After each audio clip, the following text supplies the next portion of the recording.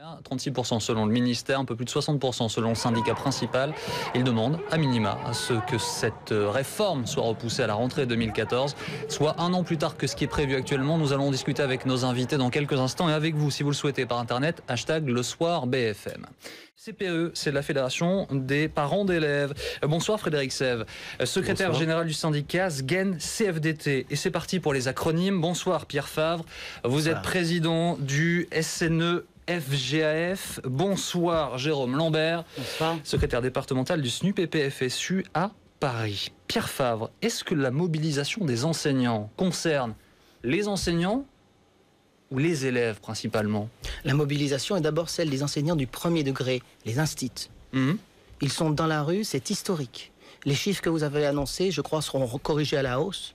Les chiffres que j'ai pour l'un, c'est 75%, autour de 80% dans le Rhône. C'est quelque chose qui est très très important. Mais est-ce que la mobilisation, ce qui vous mobilise, c'est le statut des enseignants et leur rôle ou plutôt l'avenir des enfants? Les deux, mon général. L'intérêt des élèves... Surtout pas de ça. C'est vrai. L'intérêt des élèves et l'intérêt des enseignants sont tout à fait conciliables. C'est en tout cas le syndicalisme qu'on pratique au SNUPP-FSU. La question des rythmes scolaires. Clairement.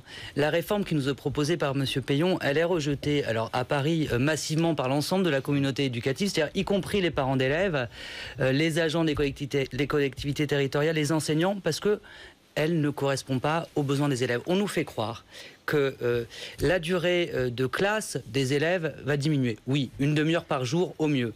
En attendant, ce qui compte aussi, c'est le temps de présence des élèves dans le lieu école. Il va être le même et dans des conditions qui sont de périscolaire, qui seront de mauvaise qualité. Donc l'intérêt des élèves et l'intérêt aussi des enseignants qu'il n'y ait pas dans cette réforme. Je voudrais l'avis de Frédéric Sève là-dessus. L'intérêt des enseignants d'abord, je dirais, c'est justement de sortir de cette calamiteuse semaine de 4 jours. Depuis qu'elle est instaurée en 2008, de mémoire, on a vu, alors sur le terrain, monter les signes de, je dirais, fatigue professionnelle, pour être le plus vague possible, chez les professeurs des écoles. À tel point qu'aujourd'hui, c'est le segment professionnel de l'éducation nationale qui souffre le plus, entre guillemets, je ne veux pas non plus faire du misérabilisme, mais c'est sur ces personnels qu'on a vu la dégradation des conditions de travail la plus forte en 5 ans. Il n'y a pas photo, c'est la semaine de 4 jours qui est en partie responsable de ça. Donc il faut revenir dessus. À côté de ça, excusez-moi, mais les résultats des élèves aussi se dégradent. Donc on a un bilan calamiteux de cette semaine de 4 jours. Il est relativement urgent d'en sortir. Juste dans le mot, je voudrais savoir ce que les parents d'élèves en pensent. Quel est votre point de vue et comprenez-vous cette mobilisation et l'ampleur qu'elle prend si on en prend en tout cas les chiffres des syndicats?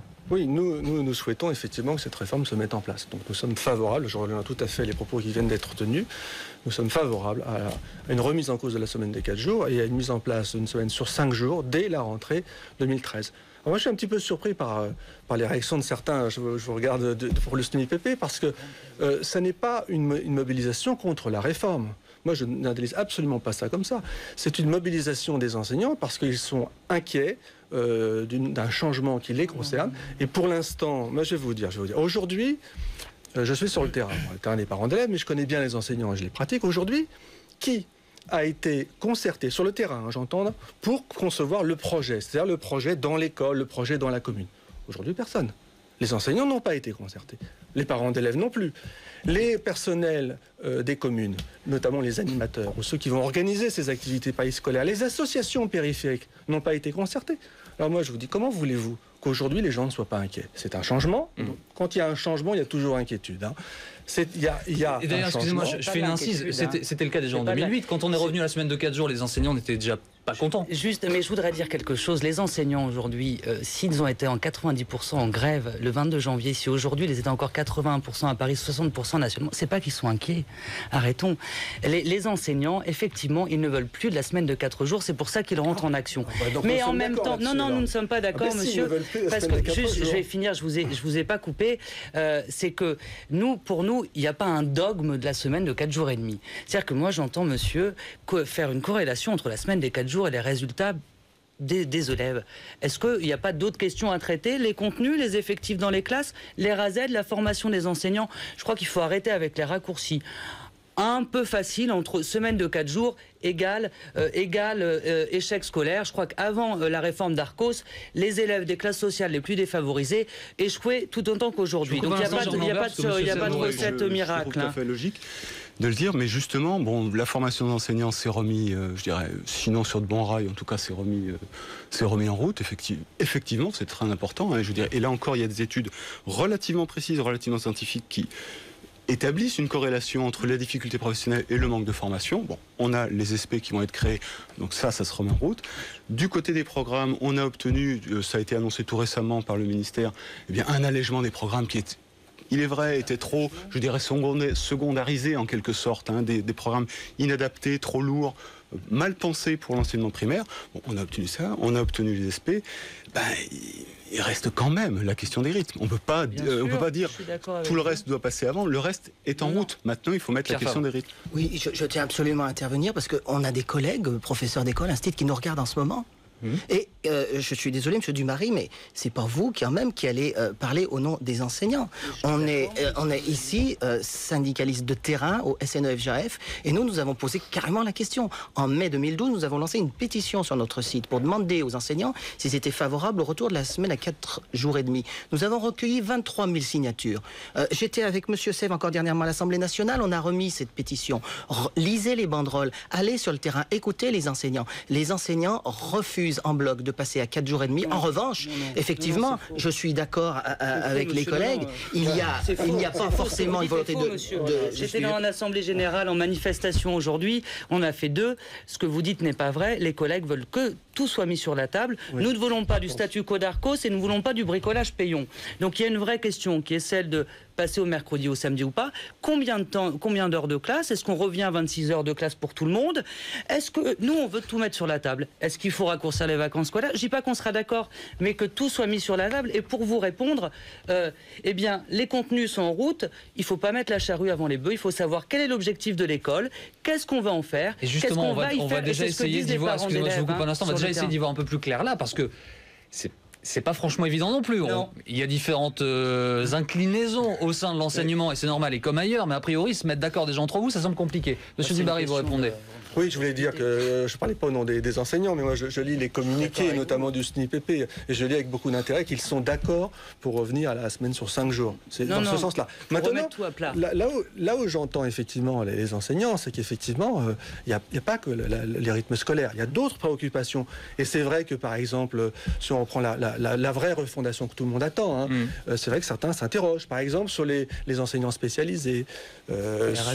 Bien sûr. Sur le contenu, bon, là, on a commencer à avoir des inflexions, mais le contenu de l'école, c'est très important, les programmes. Donc il y a d'autres attentes. Mais là, ce que je ne voudrais pas laisser dire aujourd'hui, c'est que les enseignants sont contre la réforme des rythmes scolaires. On est tous favorables à la réforme. La question, c'est comment on la met en œuvre, voilà.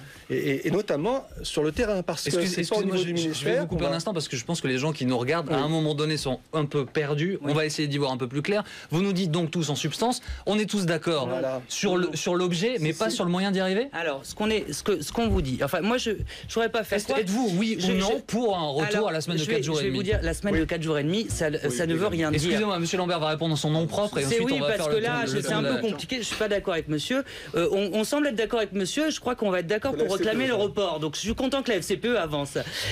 Du coup, non, mais attends, je vais finir. La semaine de 4 jours et demi, il faut arrêter avec cette espèce de dogme qui vient nous être donné. Ça ne veut rien dire. Ça veut dire, moi les parents d'élèves justement dans l'école, dans les écoles en ce moment, on réunit beaucoup de gens, ils nous disent mais attendez, donc on remet le mercredi. Ça veut dire qu'on va inclure de nouveaux programmes, de nouvelles matières, qu'on va récupérer 2 heures qu'on a perdues. Excusez-moi, Jérôme Lambert, je vous coupe à nouveau, mais j'ai besoin d'une réponse claire pour qu'on y voit. Est-ce que oui ou non, le SNUPP, vous êtes là aujourd'hui avec ce nom-là, et pour un retour à 4 jours et demi ou pas? Eh bien, moi, je vous dis que la semaine de 4 jours et demi recouvre plein de solutions et qu'on ne peut pas vous dire oui ou non. Ça peut être le mercredi ou le samedi, ça peut être 26 heures ou 24 heures de classe, comme le prévoit Monsieur Payon. Ça peut être un allongement. Donc, au sein même du SNUPP, tout le monde n'est pas d'accord. Je vous donne la position du SNUPP PFSU Paris et mannistement de 90% des collègues parisiens. Il faut qu'on soit, extrêmement Si on précis. veut comprendre, c'est assez clair. Je vois pas pourquoi D'un mot, monsieur Favre. Les gens qui nous regardent doivent savoir une chose. Ce n'est pas en 2008 que la semaine 4 jours est apparue dans toute la France. Il y a des académies comme celle de Lyon qui sont depuis 25 ans sur 4 jours, après que les conseils d'école ont été consultés. Et aujourd'hui, la sagesse, ce serait de revenir aux fondamentaux, dans refondation, fondement, revenir aux fondamentaux, consulter les acteurs, consulter les conseils d'école, leur demander leur avis, et réfléchir, comme le dit le SNUIPP, non pas à un statu quo, mais à une véritable refondation qui permettrait de faire en 4 jours par semaine, un apprentissage sérieux des fondamentaux pour que tous les enfants sachent lire, écrire et compter. Donc on est d'accord que de votre point de vue, vous dites 4 jours, voilà. SNUIPP n'est pas d'accord. On n'y arrive pas, Frédéric. Je vous en prie, c'est pas bien grave. On n'y arrivera pas en 4 jours, c'est pas. Enfin, on l'a vu, on le constate. Je veux pas non plus exagérer la portée de ces constatations des études, mais c'est du travail trop concentré. Enfin, on a des journées, les élèves ont des journées de 6 heures aujourd'hui. Je parle de journées d'apprentissage, parce que la présence, c'est encore autre chose. Mais ils ont des journées de 6 heures d'apprentissage. Dans la formation continue pour adultes, on estime que 6 heures, c'est un horizon indépassable. C'est-à-dire que les adultes, on leur donne, on dit à partir de 6 heures, ça n'est plus possible. Mais les élèves, nos chers enfants, ça semble possible pour eux. C'est absurde. On ne peut pas concentrer le travail d'apprentissage comme ça. Donc il faut redescendre. Nous, ce qui nous a... je dirais plus dans la réforme Payon, puisque c'est un peu comme ça qu'on baptise la réforme, c'est que, elle lançait le chantier de cette réforme des rythmes, de cette déconcentration de la journée scolaire. Ce qui nous a gênés, c'est qu'elle n'allait pas assez loin. Effectivement, il faudra peut-être mettre tout sur la table, raisonner plus large pour avoir une baisse encore plus prononcée de la journée scolaire. Mais mettre la charrue avant les bœufs, je veux dire, les bœufs, ils sont déjà partis. Si on va avoir du mal à mettre la charrue avant les bœufs si on attend encore. Monsieur Dubarry. Ça se réforme. Je veux dire, tout est en train de se mettre en place. Michel Dubarry, dans votre c'est notre différence. Donc des journées trop longues et peu de jours d'école en France aussi. On est quand même le pays où on a le moins de jours d'école. Donc l'aménagement du temps scolaire permettra de revenir à quelque chose de beaucoup plus équilibré sur l'année, sur la semaine et sur la journée. Maintenant, laissez-moi vous dire la vraie question aujourd'hui. C'est pas de se battre contre la réforme. Il faut la faire. Et la faire rapidement maintenant.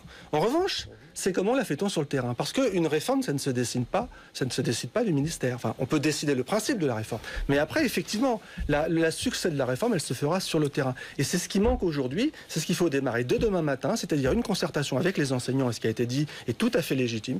Il faut concerter les enseignants, les parents d'élèves, quand même. Et les autres acteurs, notamment, je pense au personnel des communes aussi, c'est important. Voilà. Commençons à travailler, ça c'est important. Lorsqu'on défend la semaine de 4 jours, il ne s'agit pas de journée à rallonge. J'aime bien qu'on parle de choses précises pour que les gens qui nous écoutent sachent de quoi on parle. La Finlande, qui est citée en exemple, c'est 677 heures de cours par an. En France, c'est 918. C'est-à-dire que le temps d'heures en cours est déjà très important. Je crois qu'il est fondamental aujourd'hui de remettre à plat, de donner du temps. On voit bien autour de cette table comment le débat peut être riche et peut être nourri, argument contre argument, pour arriver à sortir par le haut et à répondre aux attentes des enseignants qui ont subi, il faut quand même le savoir, une smicardisation depuis 20 ans. Aujourd'hui, ils sont très attachés. Alors, mercredi matin, lisez les banderoles. Et non, mais monsieur, si effectivement, aujourd'hui, on entend Vincent Payon proposer l'ISOE, c'est une bonne chose. Je ne connais pas votre représentation à Paris. Donc moi, les collègues, aujourd'hui, on a l'ensemble des syndicats parisiens appelés à la grève. Depuis 4 mois, nous sommes en action. Il n'y a pas d'autres syndicats existants à Paris, monsieur. Là, posons-nous les vraies questions. Moi, j'entends la FCPE, je suis d'accord avec elle, avec le monsieur. C'est pour ça qu'on va nous rassembler pour dire il faut un an de débat. Ça va, on va pas... Les vraies questions, là, on parle des heures de cours, des jours de classe, c'est très important. Je crois que les parents d'élèves, les enseignants, ils se demandent quoi. Dans les autres pays, combien d'élèves par enseignant? On parle des heures. En Finlande, 680, il n'y en a pas beaucoup. Il y a 14 élèves par enseignant. Voilà, un chiffre. Donc on va arrêter aussi de faire cette corrélation un peu rapide. C'est facile, c'est de l'affichage. On réforme, on change l'école. On a réussi cette fameuse semaine de 4 jours et demi. Et juste pour finir, justement, c'est finalement pour éclairer le débat. Je ne suis pas du tout d'accord avec le monsieur. Monsieur cite le SNUIPP, on ne porte pas du tout la même vision de l'école. Donc, monsieur, avec tout le respect que je vous dois, effectivement, dans le débat, on voit que vous êtes plus pour un ménagement des politiques passées, avec une politique des petits pas. Et nous, et manifestement l'ensemble des enseignants, sont pour une vraie rupture pour répondre à l'objectif premier de l'école, qui est enrayer la traduction des inégalités sociales en inégalités scolaires, 2 minutes, excusez-moi, tout en améliorant les conditions de travail et l'emploi des enseignants. Je voudrais l'avis du parent d'élève qui est là. Quand vous regardez des syndicats d'enseignants discuter ensemble, c'est le cas ce soir, et on fait ça devant la France entière, on se rend compte que c'est pas simple. Donc, est-ce que vous pensez qu'il peut sortir quelque chose de ça ? Bien sûr, bien sûr. Mais non, mais assez rapidement, mais il faut parler de choses concrètes maintenant. Prenons par exemple un vrai sujet, la pause méridienne. Ça, c'est une vraie question. Voilà. Eh bien, ça, il faut l'aborder, mais il faut l'aborder sur le terrain. Parce que c'est pas au niveau français qu'on va avoir la même pause méridienne. Une école en milieu rural ou dans un milieu socialement défavorisé ou à Neuilly, ça n'est pas la même chose. Donc, vous voyez, il faut maintenant aborder les choses concrètement dans les communes et dans les écoles. Où les collègues ont la capacité de travailler sur place. C'est que les débats sont pas sereins, il faut du temps. Essayons de faire ça, justement. Il nous reste une minute, écoutons-nous, ce sera un peu plus serein. Un point crucial, effectivement, c'est la... Et quelque part, un point intéressant de cette réforme, au-delà du jugement qu'on porte dessus, c'est que ça permet d'ouvrir la boîte de Pandore des conditions de travail des enseignants. Une pause méridienne, par exemple, selon qu'on a les moyens de travailler ou non, dans sa classe, ça n'a pas le même sens, ça n'a pas le même poids. Et c'est l'enjeu, quelque part, de cette réforme. C'est de sortir d'un deal totalement hypocrite qui dure depuis très longtemps en France, à savoir, on laisse se dégrader les conditions de travail des enseignants, on les laisse, je dirais, à volo, et en compensation, ils ont des... je mets vacances entre guillemets, parce que c'est pas exactement des vacances. Ils disent, vous comprenez, vos conditions sont pas très agréables, c'est pas grave, vous travaillez pas le mercredi, vos conditions sont pas agréables, c'est pas grave, vous avez beaucoup de semaines de vacances. C'est de ça dont il faut sortir. Il faut ouvrir la boîte des conditions de travail, regarder ce qui se passe et y remédier vraiment. Mais pour ça, il faut pas trop attendre. Mais on est bien d'accord. On est bien d'accord sur le rythme. Je pense qu'il va vous falloir un peu de temps, effectivement, si j'en juge par ce qui s'est passé ce soir. Mais effectivement, l'échange existe. C'est terminé. De rassemblement. Allons-y pendant. Je vous jure que crier plus fort que moi ne sert à rien ce soir. Merci d'avoir été là, messieurs. Dans un instant, un deuxième journal et une autre discussion qui promet d'être animée. On va revenir sur le mariage pour tous, ou plutôt regarder ce qui va se passer ces prochaines semaines, ces prochains mois, parce que les députés, vous le voyez sur ce tableau, ont adopté le texte, le projet de loi cet après-midi. À tout de suite.